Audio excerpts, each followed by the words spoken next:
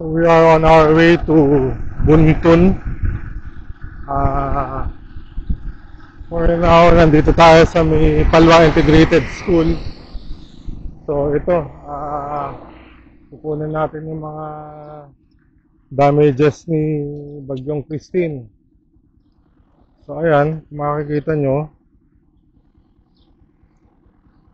Dito pa lang sa Palwa, ano na ayan umabot ang baha dito. Ito yung katuloy ng tubig o yung ilog ng Buntun Bridge. So, tara. Diretso tayo sa Buntun Bridge.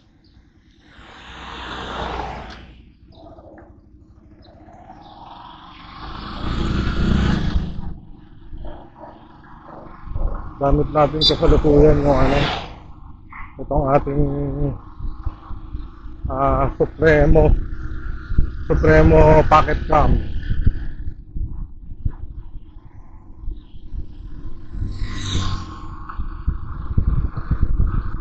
Actually, konting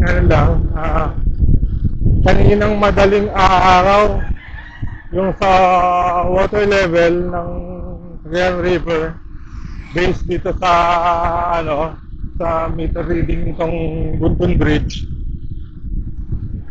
umabot siya ng sa pinakamataas critical level 11 meters.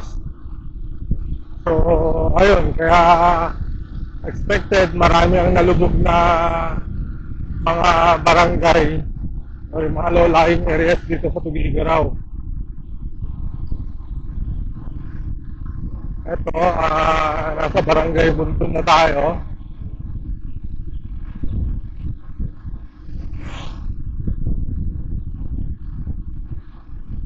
Approaching na ng kanto palabas ng highway.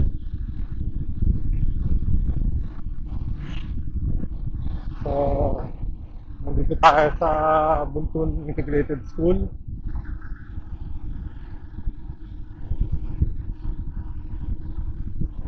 And now, yung kanto, papasok na or palabas ng highway papunta ng Buntun Bridge. Ayun, ang daming nagbablog o nag-uusi or what. But anyway, makikisabay din tayo. So eto nga, papasok natin dito sa may parking. Makikita natin yung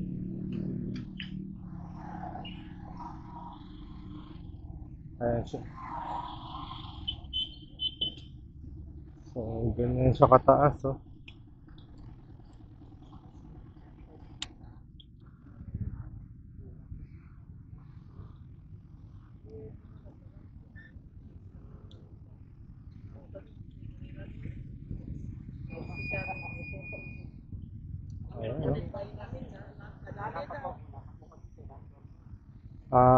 subukan nating makalapit. So ayan,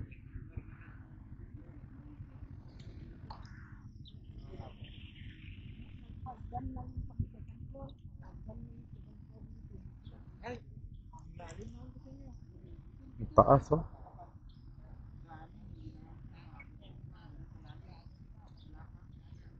So ayan, taas.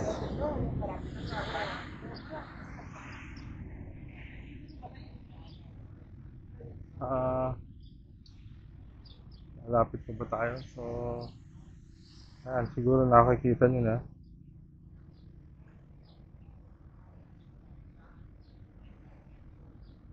Ayan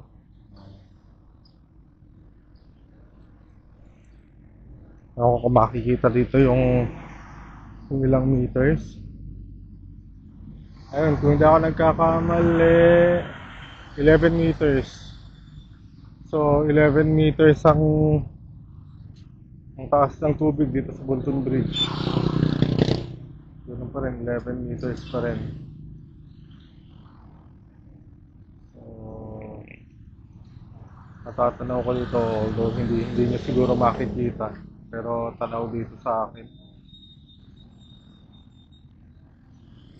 Tara, ikot pa tayo.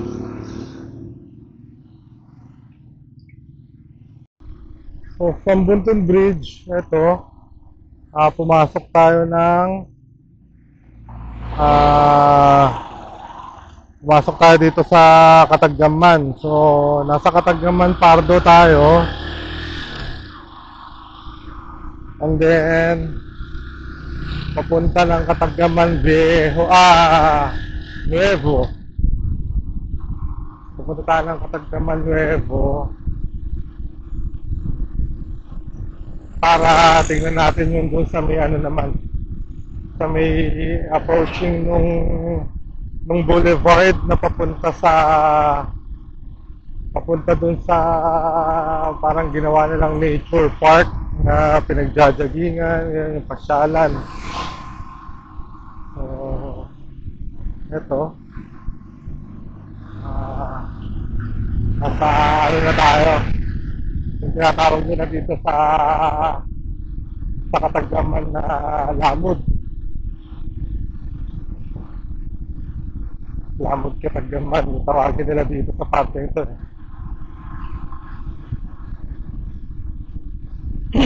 So, ito na nga. Approaching na tayo dun sa kanto ng kanto nitong makikita natin yung Cagayan River na tutumbok sana ng riverside o ng papunta ng Pinakanawan Bridge. So dito pa lang matatanaw na natin na ano siya, talagang wala na, puno na. So eto, i-approach lang natin, paalam lang tayo.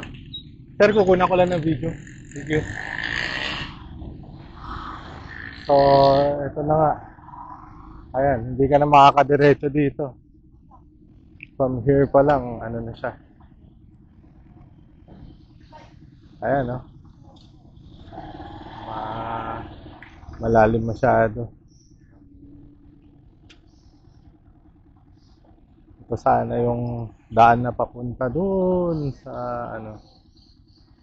sa kabila, papuntang Pinakanawan, tapos yung Kapatan. Ayan.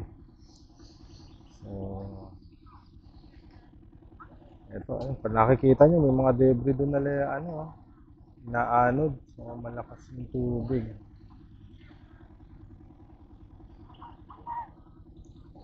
Ito siya.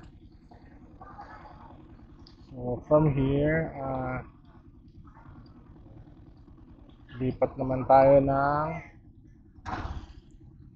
punta tayo sa punta tayo dun sa may Bombo Radyo.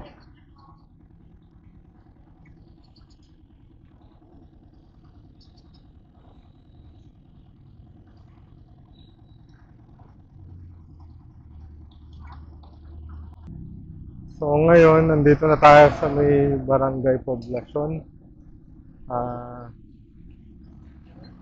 Yung going to Bombo Radyo to eh. So ito. Actually, rin to, karugtong din to nung kung sa tayo huling tumigil. So, ayan, malapit na sa Bombo Radyo. Ito yung Bombo Radyo eh. Ayan. And then, hanggang dito lang to. Hindi tayo makakalapit. Ayan na. Ayan na yung tubig. So, ito siya. And then next, dun pa tayo sa iba. Ikot pa tayo.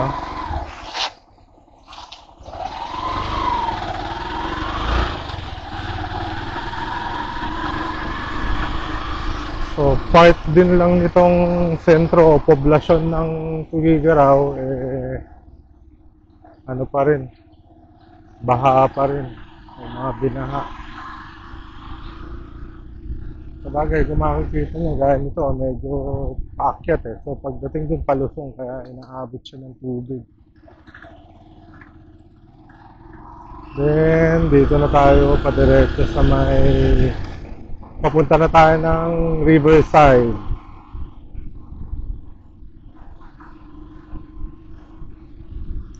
Sa Riverside. O yung...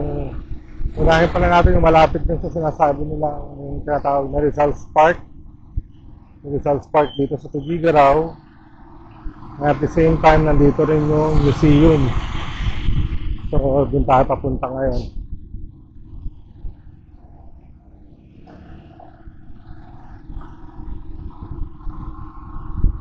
Dito, binalikadahan na. So, hindi na sila nagpapadaan. Bakit kaya? Ay, may ginagawa lang pala. Under construction. So, ito.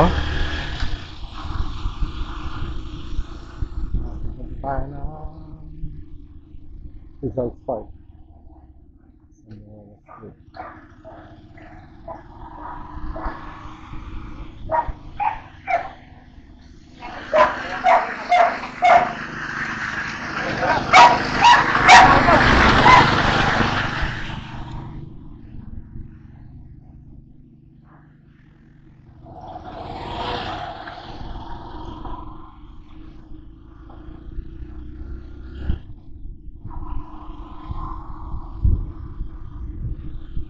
Ito,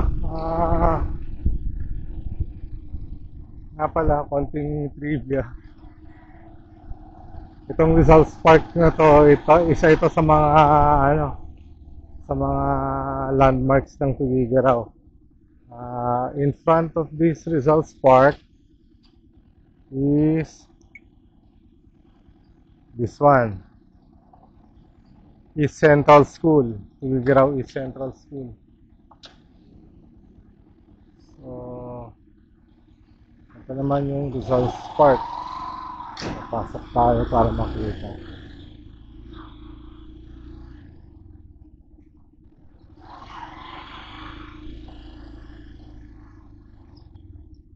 So, ito yung tinatawag nilang Rizal's Park. Ayan. Dito yung monumento ni Rizal.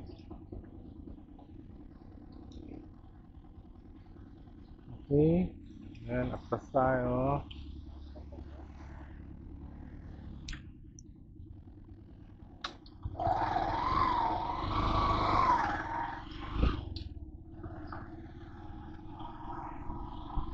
Ito, dating Bilibid ito eh.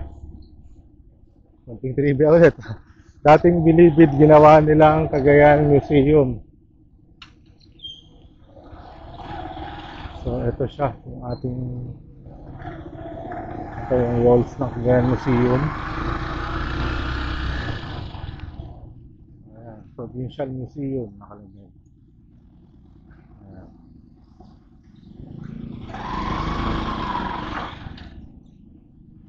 Centro 10.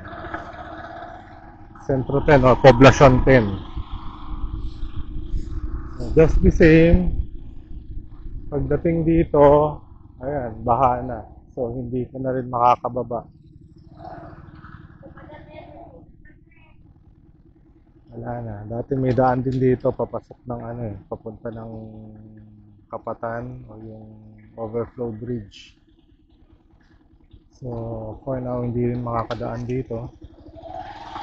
Dahil nga yan, sa tubig baha.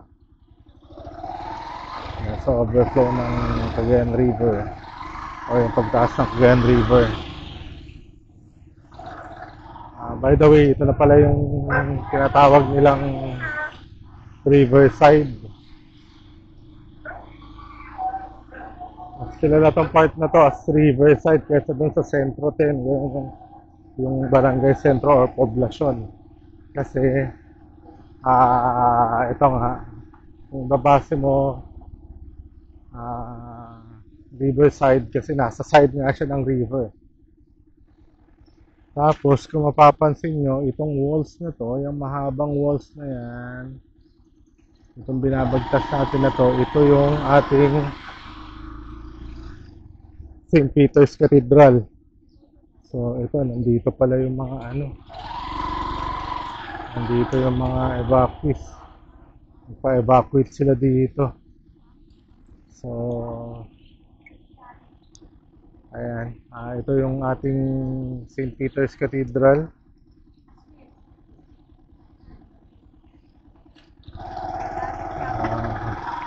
Yun nga, yung mga binabaha dito sa Riverside, dito sila nag-evacuate pagka ano, dahil merong gym dito. Ayan, oh, yung gym ng cathedral. So, tara, proceed na tayo.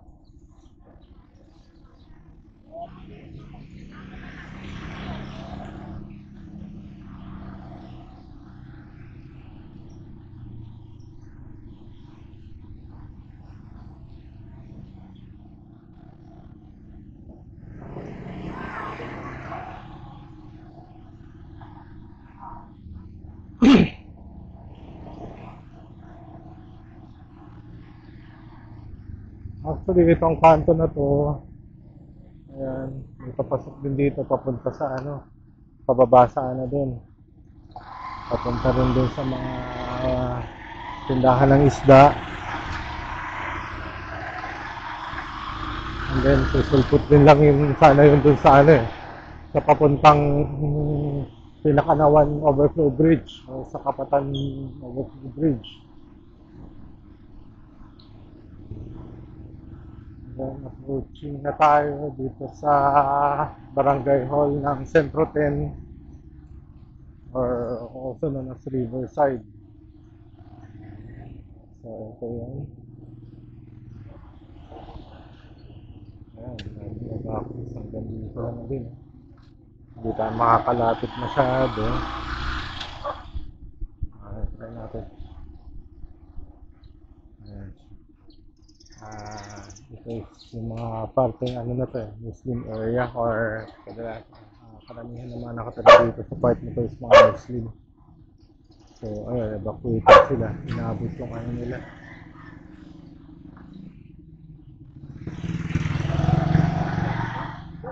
Oh, yung Muslim compound inabot na ang taas.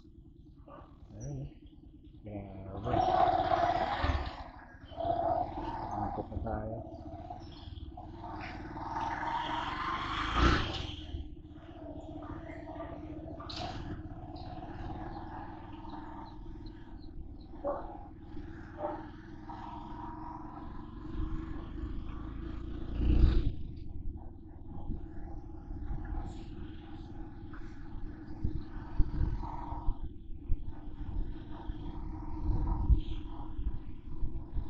And then, from here, doon tayo sa bypass road. Papunta ng sana papunta sana ng tutumbok ng Makapagal Avenue. But I guess talagang hindi rin tayo makakadaan doon. Pero lalapit tayo. Try natin pumasok sa may konting part lang, makunan lang natin ng video. So,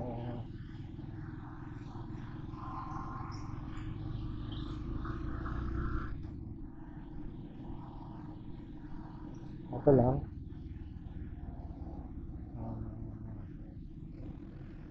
Yun na lang natin ng konti. Sir, kukuha lang ako ng video, pwede? Ano ang pangalan ng road na to? Ah, hindi naman ito yung Balaw. Ay, Balaw. Balaw, oh, ito nga yung Balaw Road. Okay, yes, thank you. Pas tayo.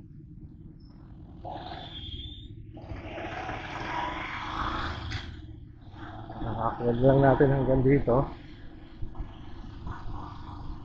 So, ito na yung sa may mamatos ng mga ano dito. Ayan.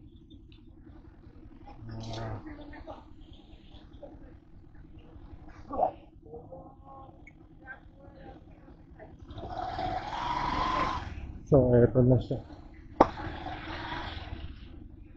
Ayan. So, impassable ang Balao Street o Balao Road na papunta ng Macapagal Avenue. Centro 4 na pala to. So, ayun. Ito rin, may road din dito sana na papunta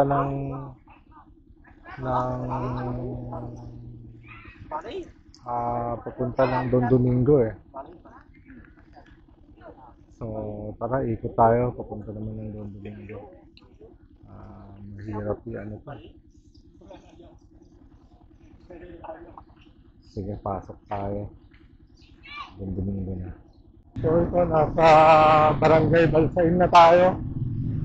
Actually, sentro pa rin to eh. Sentro 4 yata ang tawag dito. Basta pwede pa rin to na sentro poblasyon, pero mas commonly known na ano siya eh, Balsain. So, dati, noong 1980s, itong Balsain na to, dito parte at saka Riverside ang talagang binabaha when it comes pagka tumataas ang Cagayan River. So, ito, nasa may unit up tayo. May mga evacuees na dito. Ayan, oh.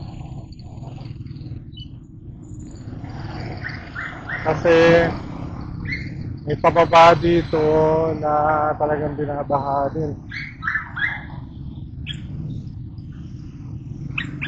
So, ayan, oh. May mga evacuees na. So, I guess kaya natin binaba. Silabasan na sila kasi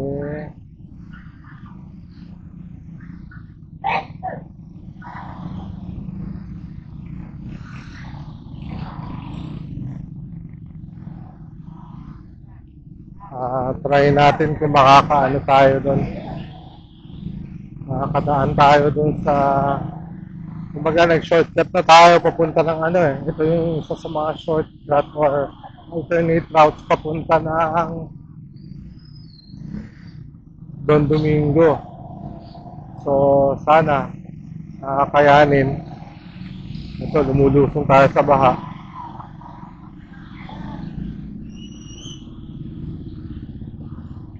Ewan ko lang kung makaka-approach hanggang doon.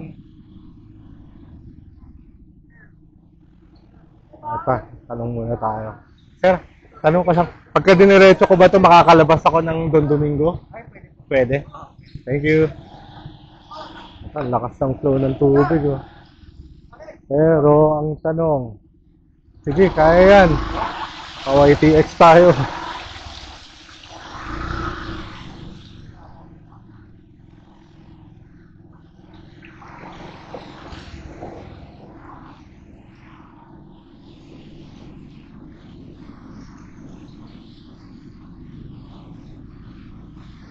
Ayan, lumulusong tayo sa baha.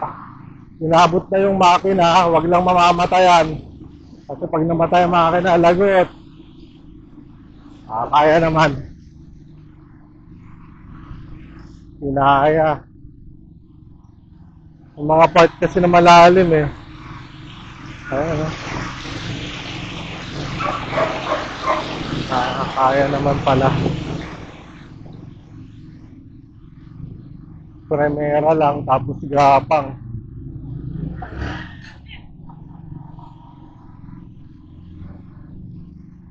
So, eto. Baha-baha dito sa paligid. Ay, tiktan tinakain yung manok na biglang tumawid. Yun lang, nabasa yung sapatos ko, basa na yung gas.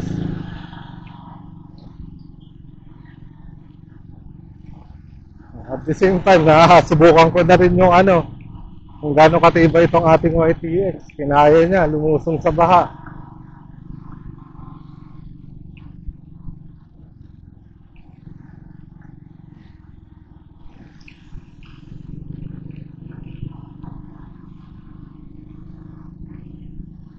Dapat pala nagchinelas na lang ako, kaya lang mahirap na rin, baka bigla may LTO eh.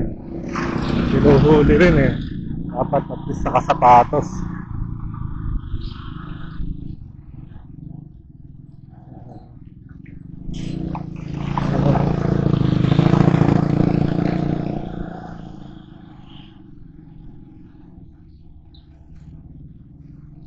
Baka dito.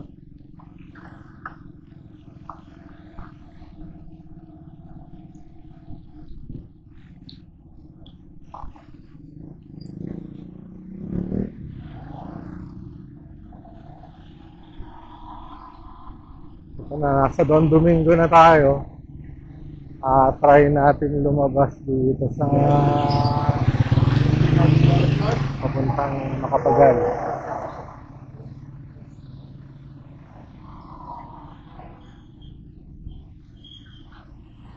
Kaya din, sir? Kaya?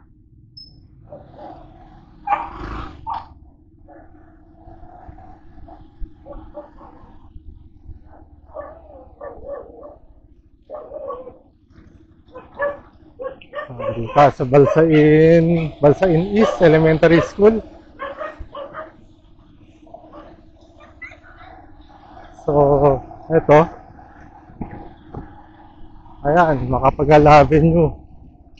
Nakalabas tayo ng Macapagal Avenue. Then, silipin natin kung hanggang saan yung abot ng baha. Ay, dito pa lang pala, bahaan na eh.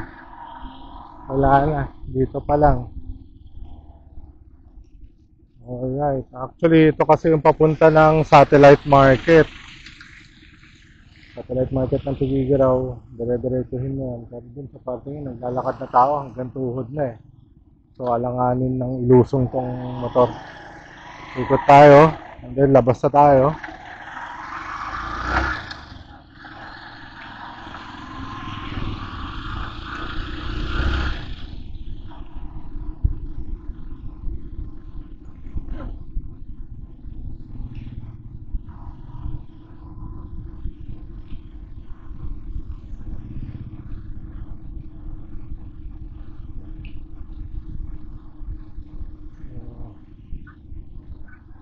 Ito, ang dami nakaparadong sasakyan eh. Hindi ko malaman. Iba siguro mga evacuees na rin.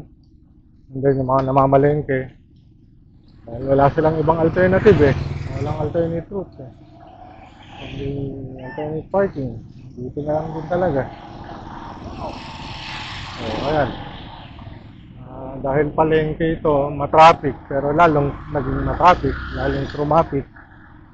Dahil nga doon sa mga saradong daan. So, ito siya. Ayan. Nandito ngayon yung mga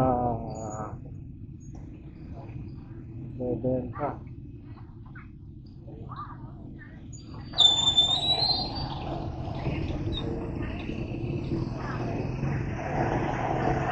So, nandito na.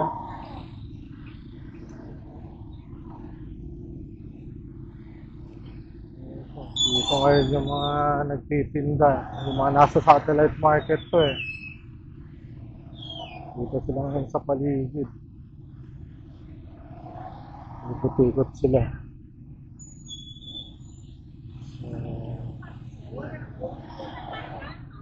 Waiting.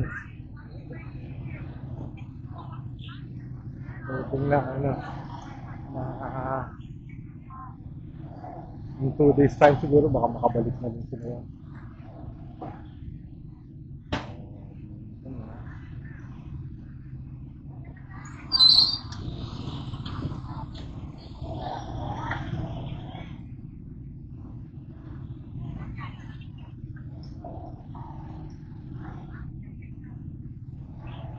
Then next is punta tayo ng actually meron lang tayong hindi napasukan eh, pero yung tutumbok sana tayo ng ano eh, ng ayan, nandito yung mga namamalengke. Ay, yung mga tindera. Tutumbok sana tayo ng Tansa kanina. Kaya lang one way dun, so dito tayo lumabas tayo sa highway papunta Tansa. Pinasan yung talagang beach.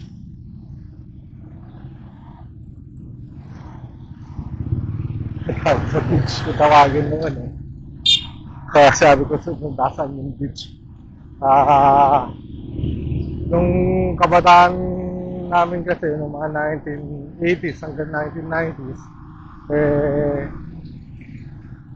Tanza Beach kung tawagin dun sa pupuntahan natin dahil nandun yung ilog kung saan yun na yung paliguan, nandun naglalaba, nung malinis pa yung ilog.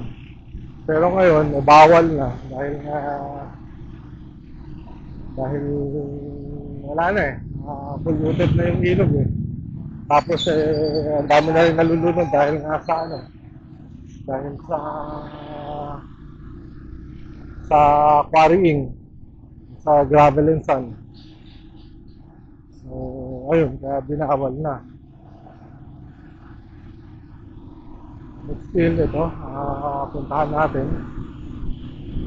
Tignan natin kasi meron pang isang alternate na na daan sana na papunta rin ng sentro at the same time papunta ng overflow bridge ng Kapatan, nung pinakalawan overflow bridge. So, wala eh. Dahil sa tumaas ang ilog ng Grand River, kaya maraming hindi madaanan. So, ito ngayon, papasok tayo.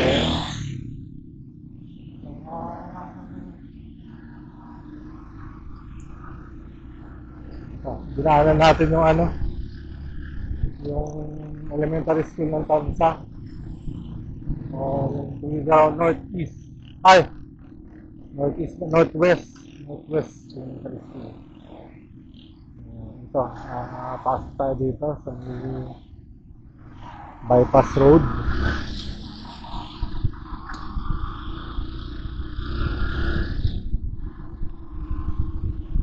Dito sa parteng to, mataas pa to, kaya okay pa siya. Okay pa so far sa parteng to, dahil hindi naman kumbaga elevated na to because of the road eh. Kaya yung mga bahay-bahay din dito, sumabay din sila, naka-elevate na rin. Pero sigurado ako yung mga datihan na 1980s na may bahay, ayun, nakatulad nito, mabababa sila. Pero still okay pa rin naman dahil hindi inabot ng baha, o hindi inabot ng pagtaas ng tubig ng ilog. Ganyan.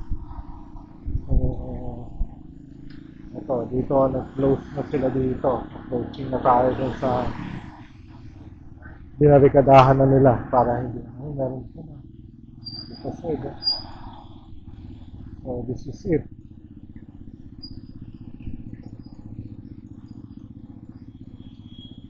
Yan. Noong 1980s hanggang 90s, nakakapunta kami dito kasi ito, approach pa to ng dati. Ito mismo, binababaan papunta ng pagka mag-iilog ka.